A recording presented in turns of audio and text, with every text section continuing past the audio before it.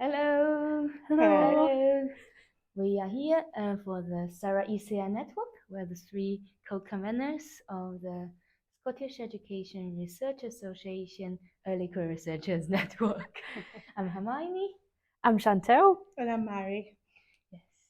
So would you like to? We will first talk about who we are and how we get into educational research and become early career researchers. Would you like to start first, Mary? I can start first, absolutely. My name is Mary McQuaid. I have worked a portfolio career, is what I would call it. I did my undergraduate degree quite a long time ago in film and television. So I worked in television for 10 years. Wow. And then when I had my own children, I started working in an early years centre and started working in nursery.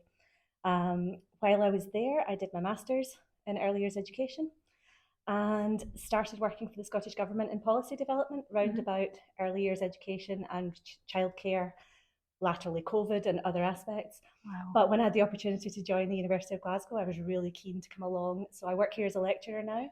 And as part of my job as a lecturer, I have the opportunity to study for PhD, which I'm doing in education and care policy. And just the opportunity to get involved in a really wide array of different projects across the university and with others from other universities like yourself, Hermione. So just that opportunity to kind of really expand my knowledge and skills in this kind of research area, it's been really exciting kind of transition for me. That's such a cool journey, isn't it? Yeah. You just kind of assume that you would go straight from like academics to academic, but it's good to see that you've done like all the policy route, and yeah, that's so cool. It's been a really interesting way to come to where I am right now, because I feel like I'm bringing aspects of practice, aspects of kind of research when I did my master's study and when I worked, and I've worked across local authorities, private and voluntary sector, so as well as around other countries. So I feel like I've got a lot of practice that I bring to what I do. But also, I'm quite new to educational research, so I'm working with colleagues and with my supervisors to kind of explore that in a really new way. So yeah, I'm finding it super exciting and just really stimulating. I'm a huge advocate for lifelong learning. It's not about doing your learning when you're in your 20s and then you start working forevermore. It's like I every few years I want to learn something new and I want to start something new. So that's very much my journey. What about yourself, Hermione? So I actually, comparing to with Mary's journey, I would say I always try to bring my advocacy and my academia life together. So when I first studied geography education in China in Nanjing Normal University, that in the end of this like undergraduate, actually, most of my classmates, they want to become geography teachers in secondary schools. And at that time, I want to study a little bit more because for multiple reasons, but still I was thinking like I want to become a geography teacher. So I studied for the master's degree, and then I see, oh, actually, what I want to do is not just teaching in the classroom. I see there are bridges have not been made for school classroom teachers to see what it is like in different places, how what geography would be like, what education would be like. And what I'm good at is actually I'm good at making these bridges, breaking this kind of glass ceilings for them to see. Actually, there are a wider world to see, and that's how I got into. I still taught in international school, and then I started to do my PhD. I even transferred doing my PhD to came to University of Stirling. Of course, now I passed my PhD viva. It's near the end of this. But I always see it's kind of like I never see myself only as a student because I'm more than to see there are other things I actually want to bring in. I started my own personal public account about in Chinese social media from 2014 when I started my master's, because I see like I want to share my learning journey, my way to kind of see the world, to appreciate the differences, to share with more people. It's not just for the people who's going to be geography teachers. Everyone wants to see actually there are different ways of living, different ways of seeing the world. Yeah, appreciate the diversity. So I would always say I'm both a self-advocate but also an academic. Yeah. I think Hermione put that so lovely. That was just, the breaking the glass ceilings and stuff was so nice. Yeah. I like that a lot. What about yourself? Mine is a little bit of a shorter journey. So basically, when I was in high school, I knew I wanted to be a primary teacher. So from high school, I basically left. I came straight to the University of Glasgow when I was only 17. Wow. I studied here for 5 years, which included my master's degree. And as I wrote my master's degree, we went straight into COVID. So that was just a weird experience, but I really enjoyed writing the master's during that time. And the topic I chose was moral education.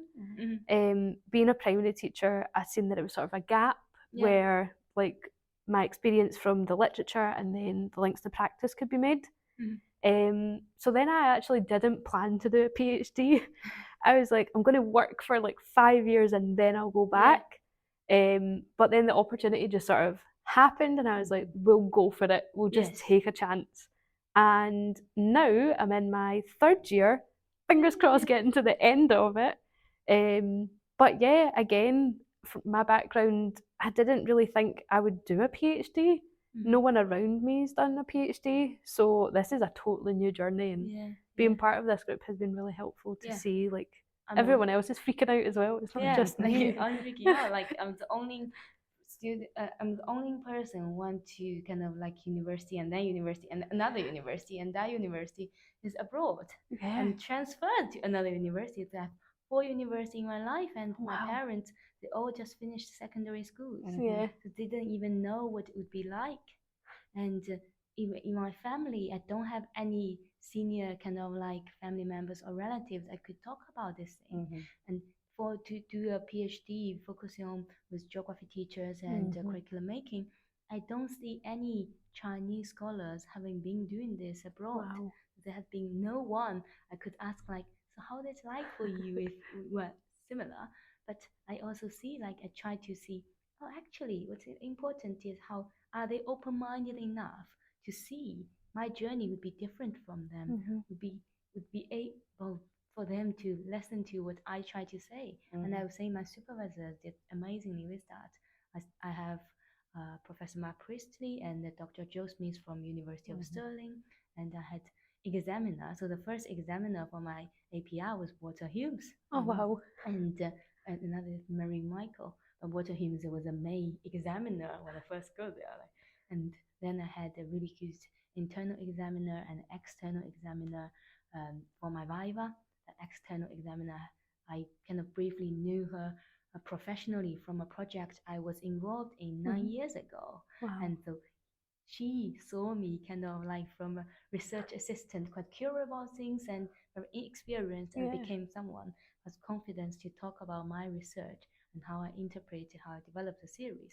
I think that's also with the people you met on this journey, how it seems like. I think what's really exciting and what's really positive about the kind of the ECR approach, especially that I think SERA does it particularly well, is that idea that it supports people who are new to research during their research, but also for a number of years after they complete their PhD. It's not you do your PhD and you're ejected from that community. That community is there to scoop up people who are in the early years of their research career post-PhD. And I think it just allows for a really diverse group of people and diverse group of voices. And also like even in our ECR group, we noticed that this is a phase of your research journey.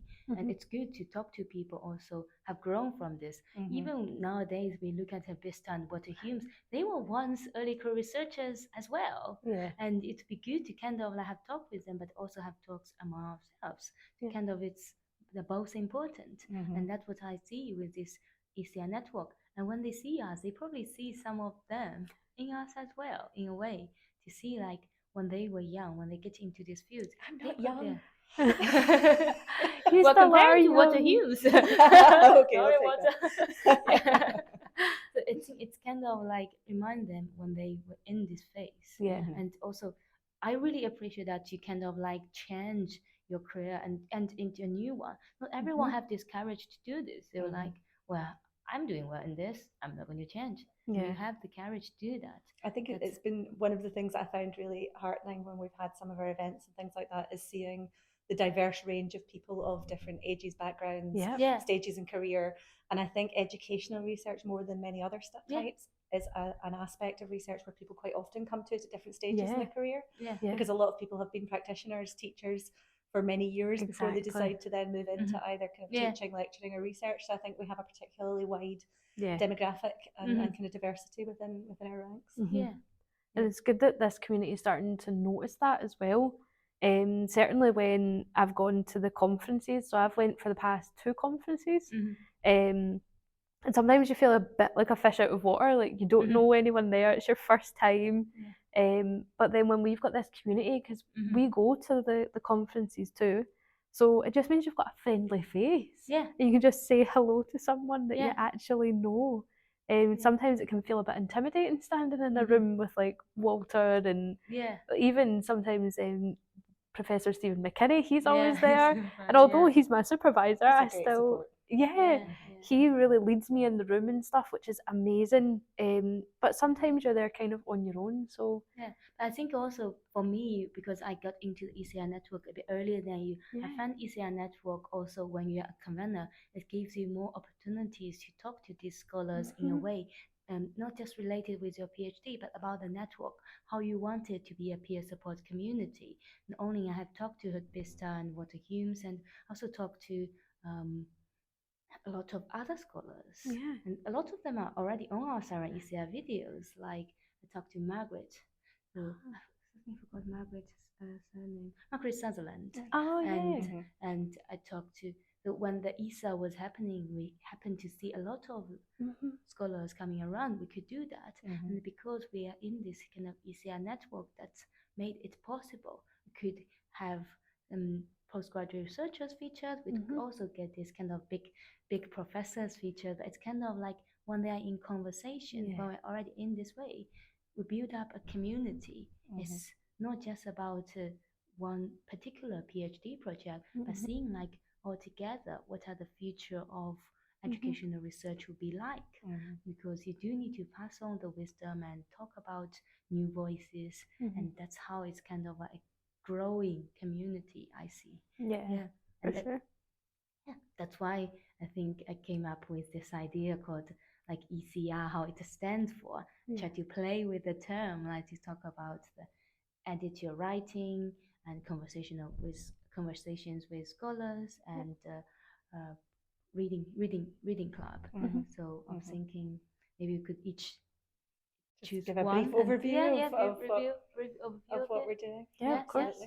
So book group. Yes, so club, we've done the reading club already last month. In February. We're now in March, and it was really successful, wasn't it? You designed a really lovely logo.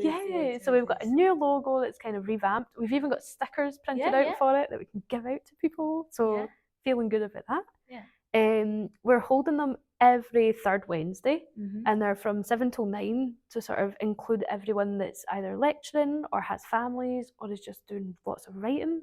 But it was so good. So last month we spoke about sort of your writing habits and things. And related to how to write academically for academic journals. For academic journals.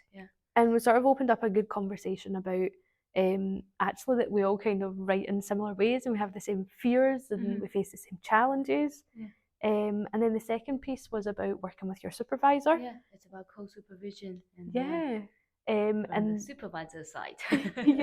And how it's different to be a supervisor, and how that role's changing and becoming more collaborative and inclusive as well. We also had people coming along from different parts of their journeys. So we had practitioners who were doing master's degrees, people who just started PhDs, people who have passed their PhD. So we're all sort of at different journeys, and we were all able to come to this safe space and have a really good conversation. I thought it was really nice that there were people from so many different institutions. It wasn't centered around a small community. It was actually people from different countries, people with different backgrounds, who all came together to discuss that kind of that early career space. So it was really... because that makes you feel like actually the reason why we have this cross institutional kind of reading group or events, because that's how happy to see how it is like, not just being narrowed into your institute, and you get to see all different views and people from different phase of their research. Yeah. Absolutely. Yeah. So another aspect that we've been talking about expanding on is the idea of a series of interviews, or a series of kind of collaborative discussions, depending on the individual and how they want to shape it. Yeah. Hermione, you've already done a few of these to kind of start banking a conversation. And just that idea of exploring the different backgrounds, directions, just that diversity of experience that leads people into their educational research, with the hope that perhaps we can have some kind of a body of almost user journeys of here are different people and the journey that they took to get to where they are, and the different kind of challenges they came across, things that they overcame, and opportunities that they saw and that they sought out. So the plan for this year is to explore a number of those as we build up towards the conference, with the SERA 50th anniversary. Exactly. Yes, it's exciting. I think it's about the reason I have the idea of conversations with scholars is that I often find, I was actually talking to Shanta before, like nowadays it's not just enough to get a doctorate degree. You need to know how to talk to people about this, how to express yourself and talk about research, talk about what you care about. And this is a time conversation with scholars to see how you could do this talk, the talk that you're both interested in, but not necessarily only focus on one thing and think about the community.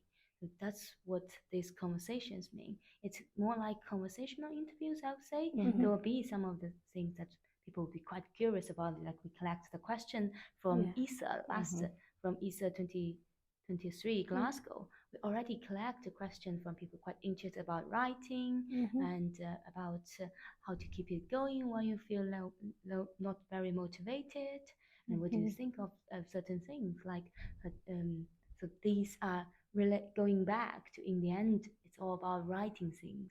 It's about editing the writing. I think the ECR with this edit your writing is to remind people it's not like one piece done. Never need to look at it again. It's about editing it. And when you talk to people about this, or when you read a book and come back to this, you're like, oh, actually, I could edit a little bit more.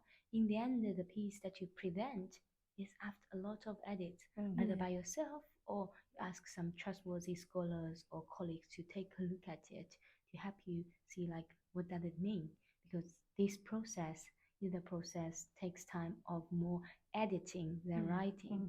Even when I was writing so-called writing my thesis, I think it's more about editing it. I remember there was one day I was writing a lot of these things, and then the second day I deleted a lot of these things. It seems like I did nothing, but it's a lot. But the thought process happened. Yes. It's kind of like you gradually see which way is a more clarified way to do it.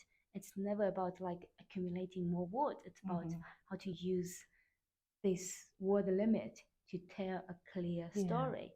That's actually more with editing rather than so-called writing.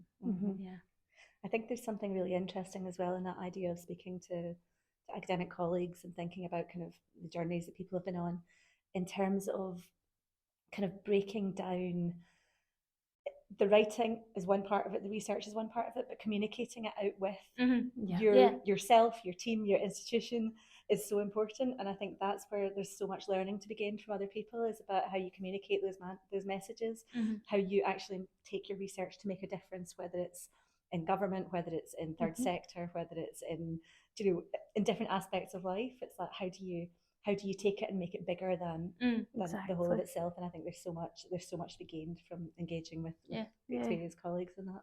Yes. And you have the really good idea of this, right? You talk about in SERA conference, we could do something. So we were thinking, because it's the sort of 50th anniversary, we just had the dates released, didn't we? So it's the 27th to the 29th of November. Very exciting. And last year, Hermione done a fantastic workshop that sort of actually got us included in this group. Diverse lived experience. Exactly. So we're going to kind of follow on from that a bit. And we've got this idea to sort of create storyboards about the people who are in our community. As you've heard from the beginning, we all have different backgrounds and pathways of how we got here. No one's got here in the exact same way. So we thought at the conference it would be quite good to make these sort of storyboard posters and then hopefully have them displayed around the conference on our Twitter page or X page, and even maybe on the website and stuff, just to show people that there's a community out there. And the diversity of backgrounds and kind of knowledge and experience of the people that we work with. I think so. Yeah.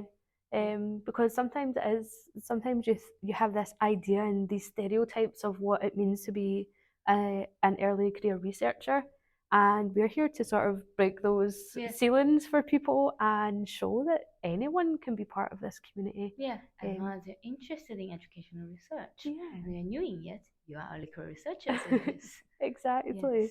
That's kind of our upcoming plans for very far in the future. So watch this space, because you might be getting approached to be part of it. Yeah, definitely.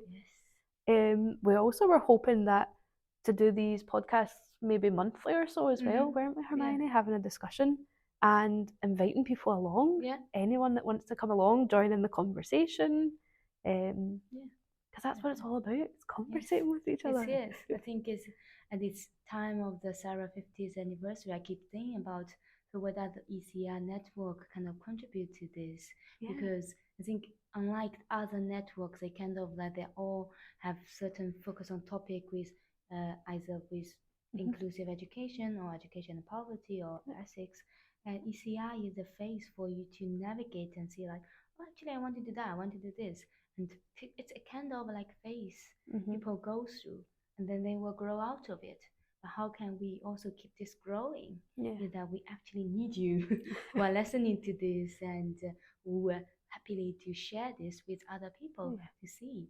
Actually, this ECR network at the time, they could see there's not that many boundaries, because people may have all the interests. There's also navigating around, and there are new voices coming through, and here you won't get just talking about the research. You talk about the life, talk about how you deal with this balance and how you can network with other researchers and other networks. So this is what ECI is for. It is for the peer support and the learning community, and also with practice as well. That's such a nice way. Yes. So how about we end this podcast with one word that we want to talk to the one sentence maybe to the people that who's listening to this and they want to join the ECR network? I would say if it was one word, it was inclusion. It's about including everybody, every voice, every stage of your career. And that includes people who are not ECR, because they're the ones that we would like to also hear from and for the community to learn from. So inclusion and diverse voices. That leads nicely to mine, which was diversity. Like I said, sometimes we have this sort of idea of what a PhD student is or an early career researcher is. So basically, this is just a nice space for everyone to be like, well, no, I'm actually coming to this after having experience, or I'm from these different backgrounds, I'm an international student, I have a family, like all these different stories. We want to hear your stories, make it personal. So if I could only say one word, I would say with equal. So I really like this word, thinking about see each other as equals in this, and I think that what early career researchers network could provide to everyone who want to see as equal, to be respected for what you are doing, and we see each other as early career researchers, as scholars in this, not just as students. We are researchers, and we don't feel like intimidated by like someone's way more senior than us. Equal. So that's what this ECR networks will have for the audience. Lovely. Thank you. Thank you.